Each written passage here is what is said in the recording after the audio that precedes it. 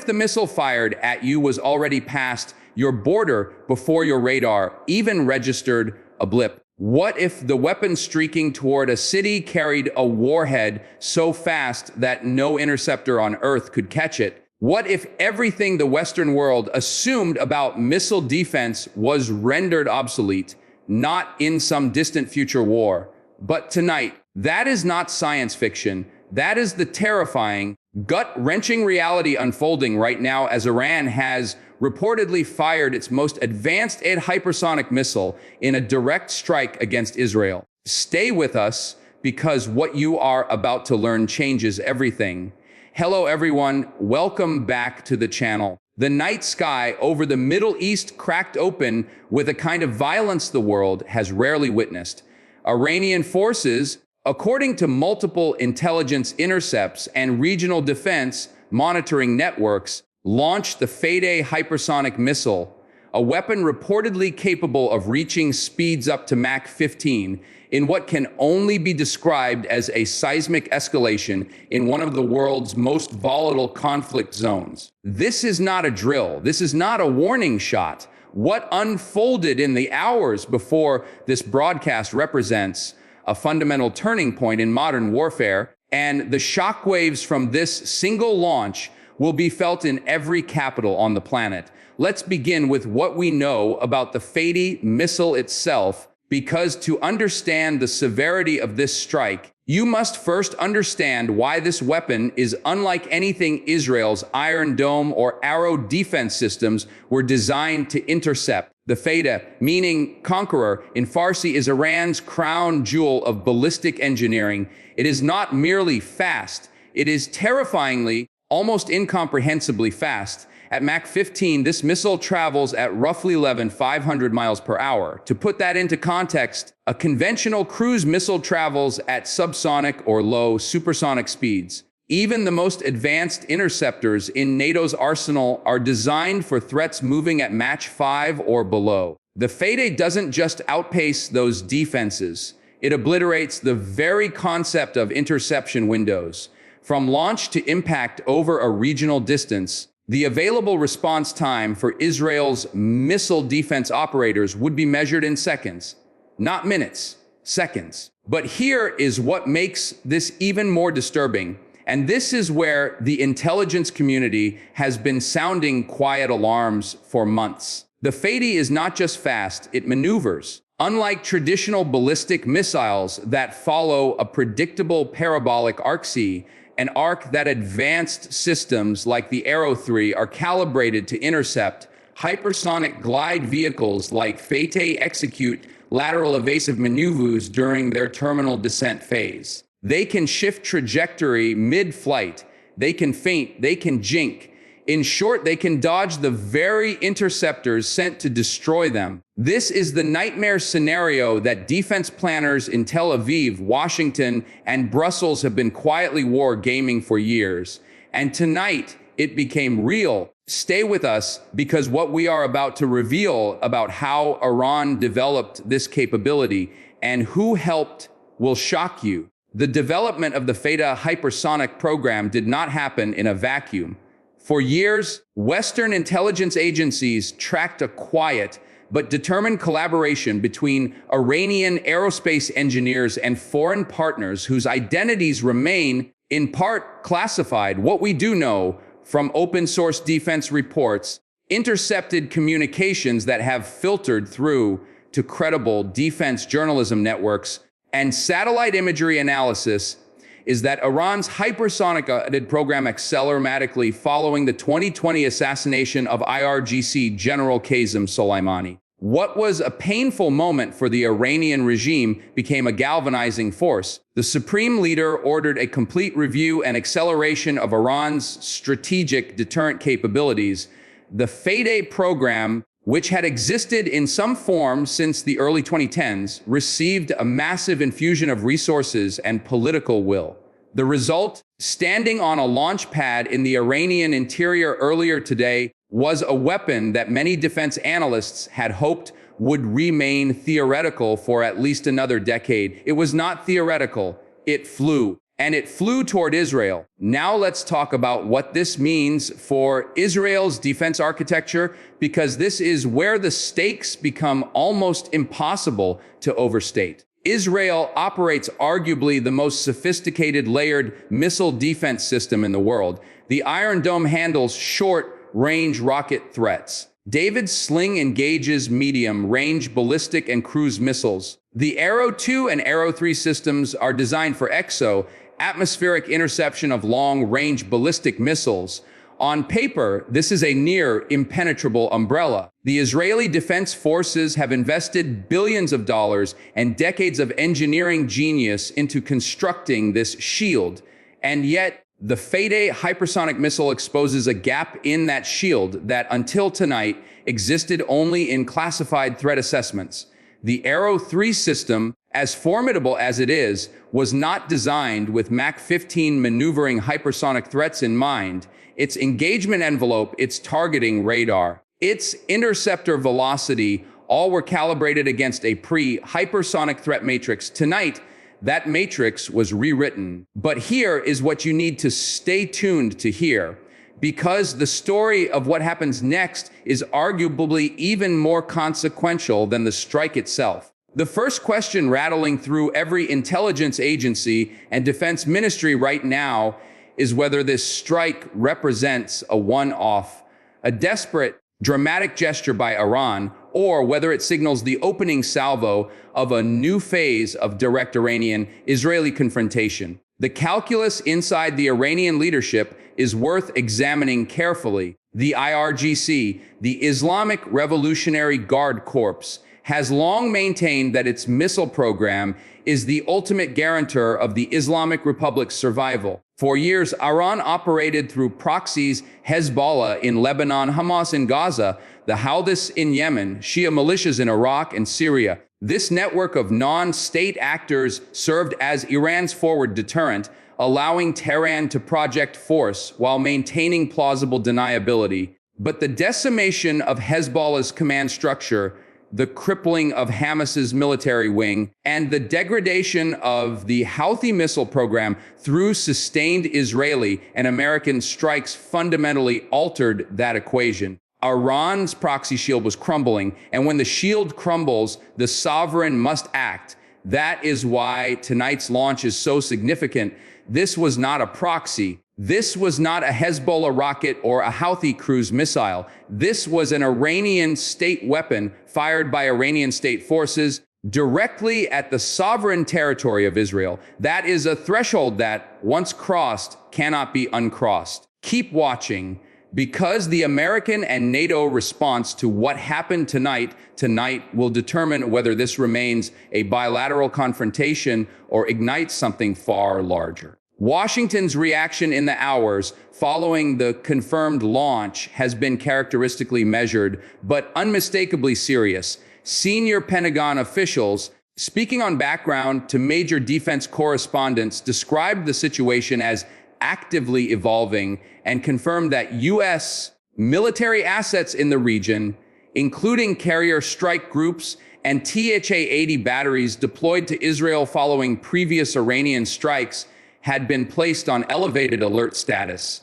The Abraham Lincoln Carrier Strike Group, currently operating in the Eastern Mediterranean, represents an extraordinary concentration of American firepower. Its presence sends a message as loud as any diplomatic cable. But the harder question, the question that defense analysts are losing sleep over, is whether American missile defense systems are any better equipped to handle Mach 15 hypersonic threats than Israel's own arsenal. The honest answer from anyone willing to speak candidly is only marginally. The United States' own hypersonic defense interceptor programs remain years from operational deployment. The TH-80 system, formidable as it is, faces the same fundamental geometric problem as the Arrow 3C, intercepting a maneuvering hypersonic glide vehicle at terminal velocity requires sensors, computers, and interceptors operating at the very edge of physical possibility,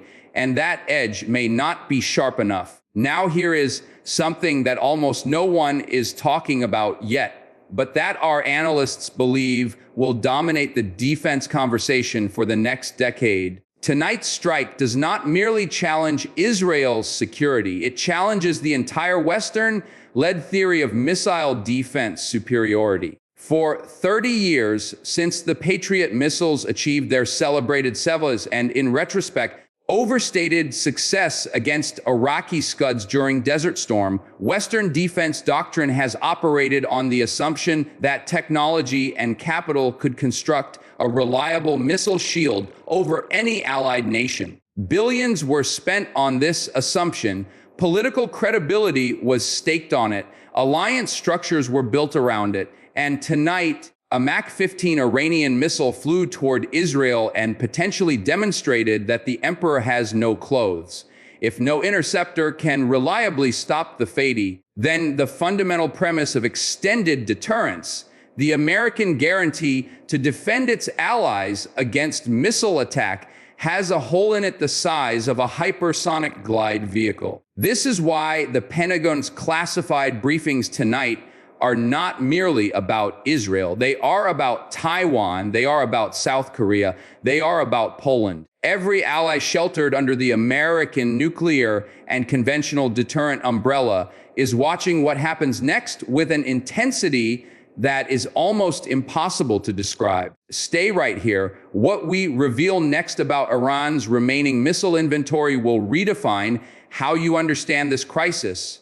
Intelligence estimates drawn from publicly available satellite imagery analysis, IRGC parade footage, and leaked procurement data cross-referenced by multiple defense think tanks suggest that Iran possesses between 12 and 20 operational Fateh hypersonic missiles in various states of readiness. If that figure is even approximately accurate, tonight's strike was not the depletion of Iran's hypersonic arsenal.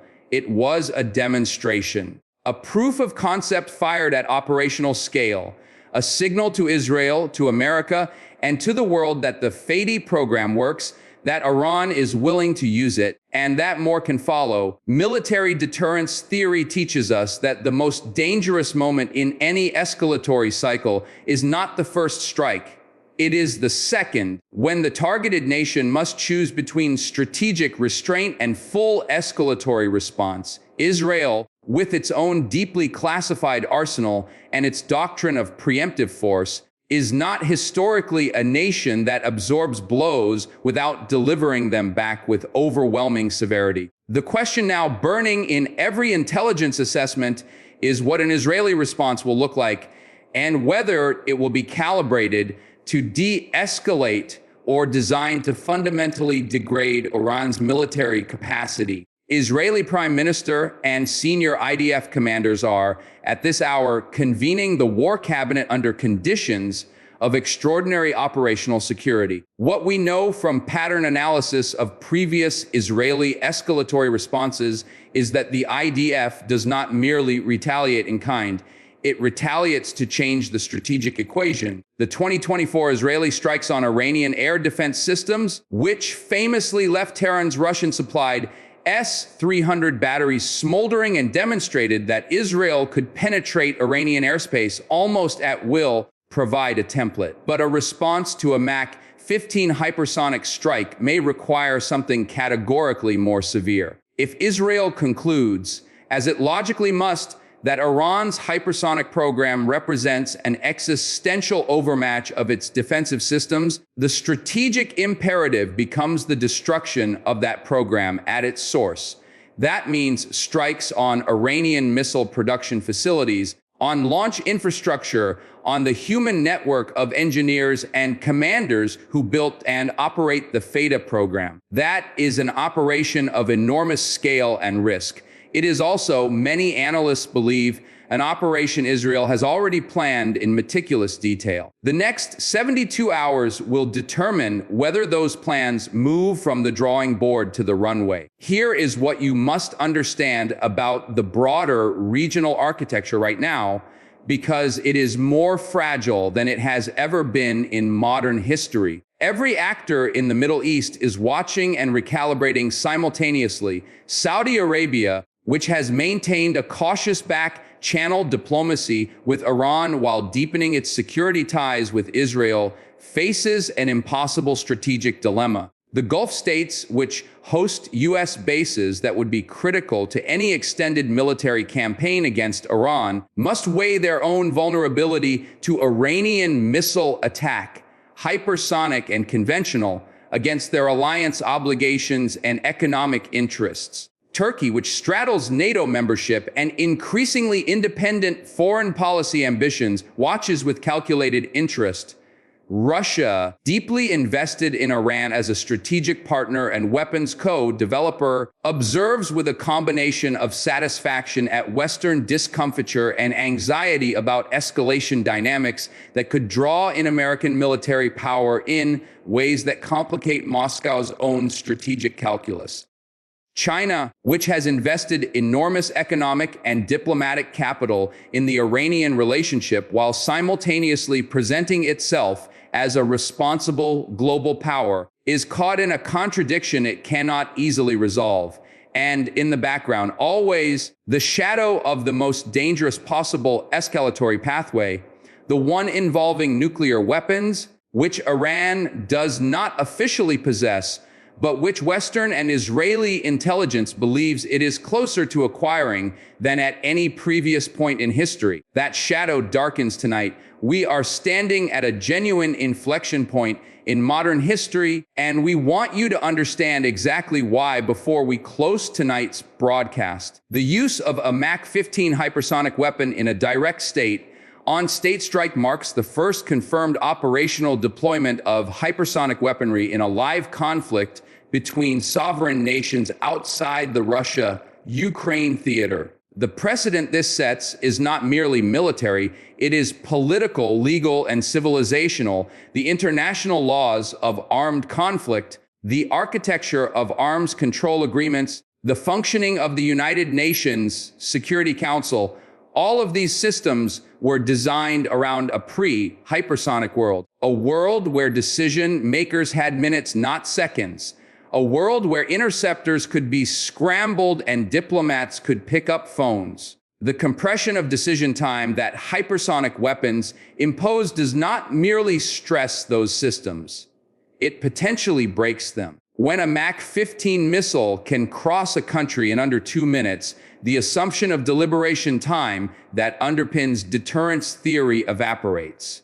We enter a world of automated responses, compressed command chains, and terrifyingly reduced human oversight over the most consequential decisions our species has ever made. That is not a metaphor. That is the operational reality that defense planners across the globe are now confronting as a live problem rather than a theoretical one. And it begins tonight. It begins here. It begins with a single missile streaking across the Middle Eastern sky at 15 times the speed of sound, carrying with it not merely a warhead, but a message to every nation on Earth: the age of hypersonic warfare has arrived. And nothing about the world you thought you understood is the same anymore.